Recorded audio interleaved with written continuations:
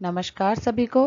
आज हम पढ़ने जा रहे हैं कक्षा 8 का द्वितीय पाठ है बिलश्यवाणी न कदापि में श्रुता, अर्थात बिल की आवाज मैंने कभी नहीं सुनी। बिल से तात्पर्य यहाँ गुफा से है। पाठ का शीर्षक है कि गुफा की आवाज मैंने कभी नहीं सुनी।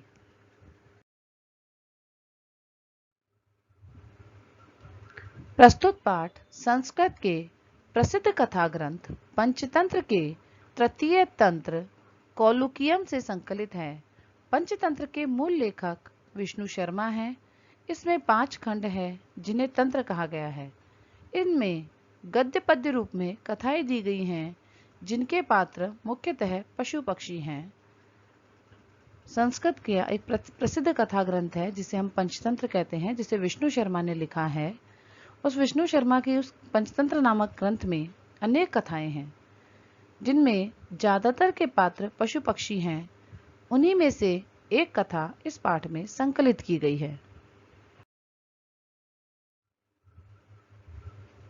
कस्मिंचित वने खर नखर है नाम सिंह है प्रतिवसति इसमें कदाचित इतस्ततः परिभ्रमण शुद्धार्थ है न किंचिदपि आहारम प्राप्तवान। किसी वन में खरनखर नामक एक शेर रहता था। एक दिन की बात है, वह बहुत भूखा था और भूख से व्याकुल होकर वह जंगल में खाने की खोज में इधर उधर घूम रहा था, पर उसे भोजन कहीं नहीं मिला।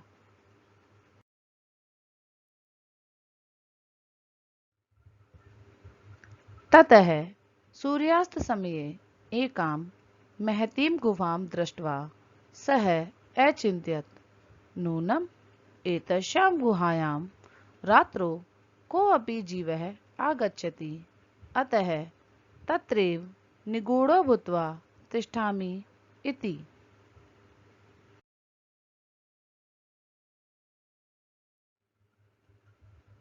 सूर्यास्त के समय उसे एक बड़ी गुफा दिखी। उस गुफा को देखकर उसने सोचा, अवश्य रात में कोई जीव इस गुफा में आएगा, अतः मुझे यहीं छिपकर रहना चाहिए। शेर वहां छिपकर इंतजार करने लगा ताकि कोई जीव आए और वह उसे अपना भोजन बना ले।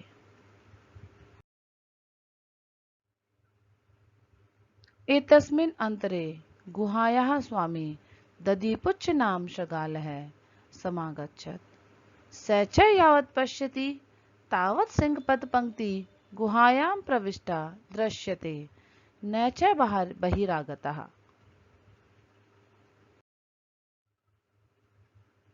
इस अंतराल में गुफा का स्वामी दधिपुच्छ नामक सियार वहां आता है।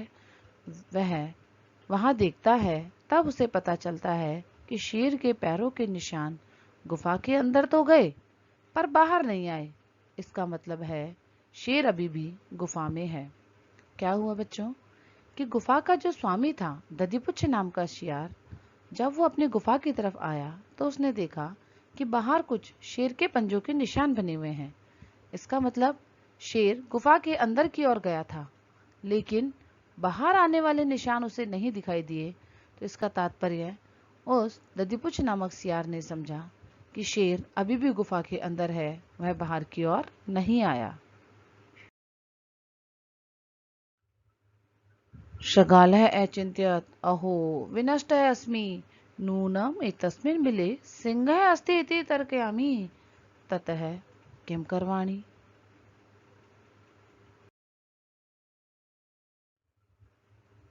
सियार ने सोचा, अब तो मैं मरूंगा। अवश्य ही मेरे बिल में एक शेर है, अब मैं क्या करूं।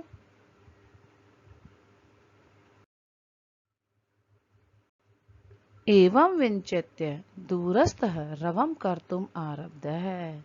भो बिल किं न स्मरसि यन्मया तवया सह समयः कृतः अस्ति यत् यद् अहं बाह्यतः प्रतिगमिष्यामि तदा त्वं माम् आक्रेष्यसि। यदि त्वं मां न आह्वयसि तर्हि अहं द्वितीयं बिलं यास्यामि।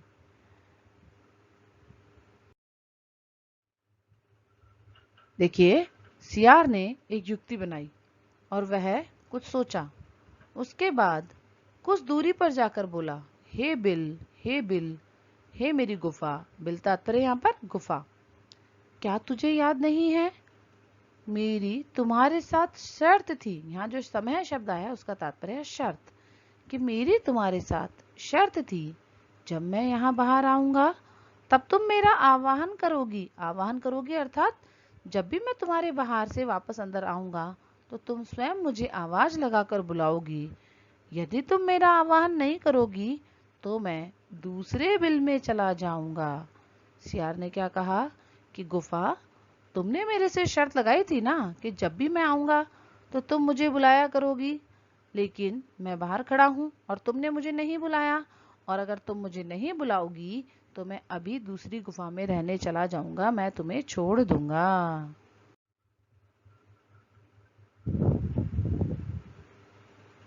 एतत् श्रुत्वा सिंहः अचिन्तयत्, नूनम् एषा गुहा स्वामिनः सदा समाहवनं करोति, परन्तु मद्भयाद् न किञ्चित् वदति, अथवा साधु इदमुच्यते भयसन्त्रस्त मनसां हस्तपदिकाः क्रिया प्रवर्तन्ते, न वाणी च वेतुपश्च अधिको भवेत्। यह सुनकर शेर ने सोचा, अवश्य ही गुफा अपने स्वामी का सदा वाहन करती होगी, परंतु अभी यह गुफा मेरे डर से ऐसा नहीं कर रही। जब सियार ने अपनी गुफा से कहा कि तुम मुझे बुलाओगी तभी मैं अंदर आऊंगा, तो अंदर बैठे हुए शेर ने क्या सोचा कि हो सकता है यह गुफा हमेशा अपने स्वामी को आह्वान करती हो, उसे बुलाती हो, लेकिन आज मैं इसके अंदर बैठा हूं तो ये मुझसे डर रही है, क्योंकि यह सही कहा गया है कि डरे हुए मन वालों की बोलने और हाथ पैर आदि की क्रियाएं नहीं उपयुक्त होती, वे अधिक कांपते हैं। क्या तात्पर्य है? शेर सोच रहा है क्योंकि जब व्यक्ति बहुत अधिक डर जाता है तो मनुष्य के बोलने की और हाथ पैरों की क्रियाएं नहीं होती हैं। मनुष्य डरने के बाद अत्यधिक कांपने लगता है, इसकी वजह से ना वो बोल पाता है, ना ही अपने हाथ पैरों को चला सकता है। तो हो सकता है गुफा की भी वही स्थिति हो गई हो, मैं अंदर हूं, वो मुझसे डर गई है और अपने स्वामी को आज नहीं बुला रही है।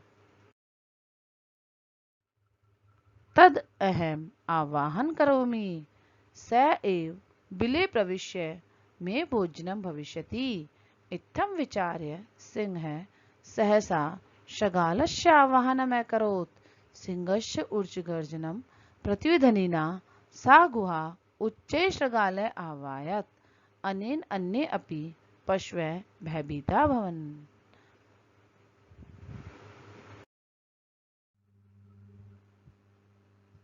शेर ने सोचा, तो अब मैं आह्वान करूंगा और इस बिल में मेरा भोजन आएगा।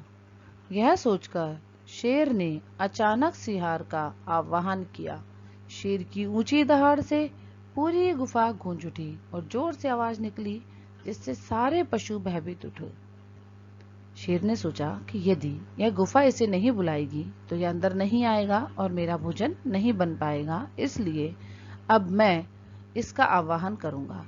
यह सोचकर शेर ने जोर से दहाड़ा, जिससे पूरी गुफा गूंज गई और सारे पशु भयभीत होकर भाग गए।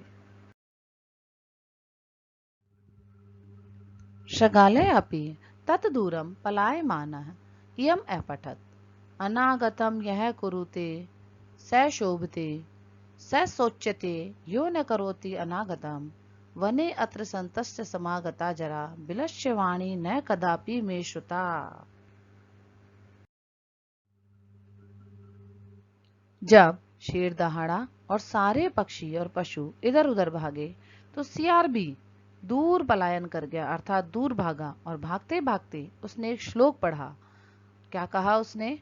आने वाले दुख के बारे में जो सोचता है और उसे हल करता है वह सुखी रहता है, जो ऐसा नहीं करता वह दुखी रहता है। मैं इस जंगल में रहकर बूढ़ा हो चुका हूँ, पर मैंने कभी बिल की आवाज नहीं सुनी।